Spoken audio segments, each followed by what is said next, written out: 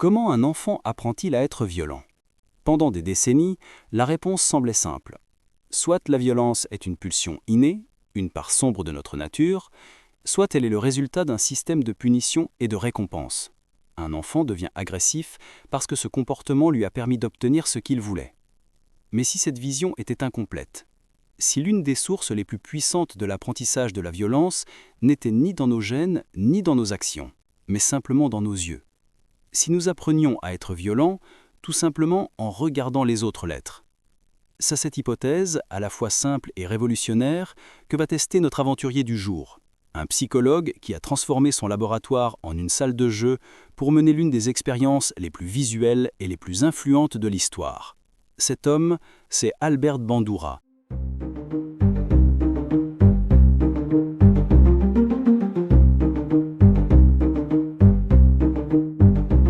L'aventure de Bandura, menée au début des années 60 à l'université de Stanford, est d'une ingéniosité redoutable.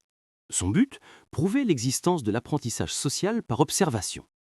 Son laboratoire est une salle de jeu remplie de jouets attractifs. Au milieu de la pièce, un objet étrange. Une grande poupée gonflable en forme de clown, lestée à sa base pour qu'elle se redresse toujours quand on la frappe. Son nom, la poupée Bobo. Le protocole se déroule de la manière suivante. D'abord, on fait entrer un jeune enfant dans la pièce. Il est assis à une table pour dessiner.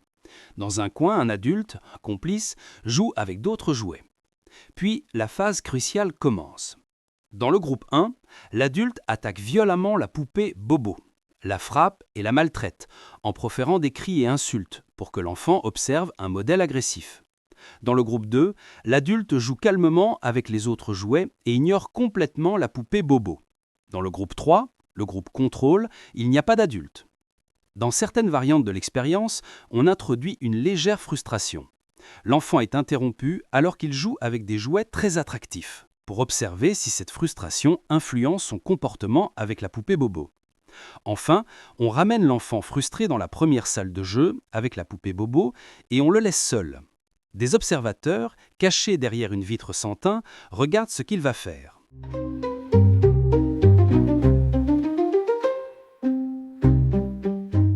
Les résultats sont sans appel et terrifiants. Les enfants qui avaient vu l'adulte ignorer la poupée ou qui n'avaient vu aucun modèle jouent rarement avec elle de manière agressive. Mais les enfants qui avaient été exposés au modèle violent se transforment. Ils se jettent sur la poupée Bobo. Et surtout, ils ne font pas que la frapper. Ils imitent précisément les gestes et les paroles de l'adulte. Ils prennent le maillet, ils crient les mêmes insultes. Ils ont non seulement appris la violence, mais ils ont aussi appris un véritable scénario de l'agression. Bandura a prouvé sa théorie. Nous n'apprenons pas seulement par l'action, nous apprenons en observant et en imitant des modèles.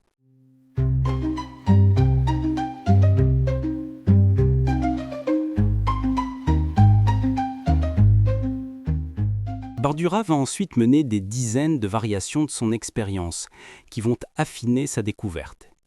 Il montre que les enfants sont encore plus susceptibles d'imiter la violence s'ils voient que le modèle est récompensé pour son agressivité, par des bonbons et des louanges.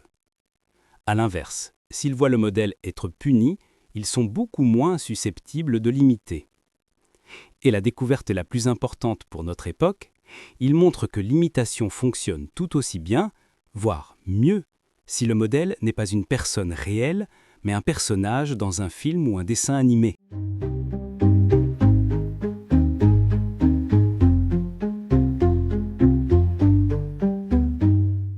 L'aventure d'Albert Bandura a changé à jamais notre compréhension de l'apprentissage.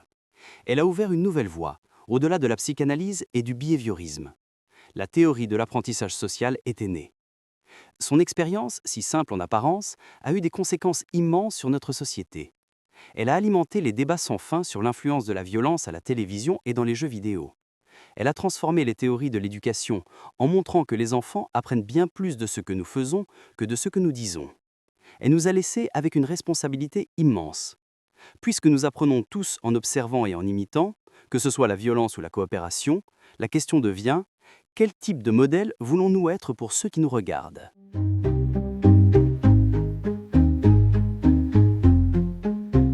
Cette enquête sur l'imitation clôture notre premier grand chapitre de cette saison.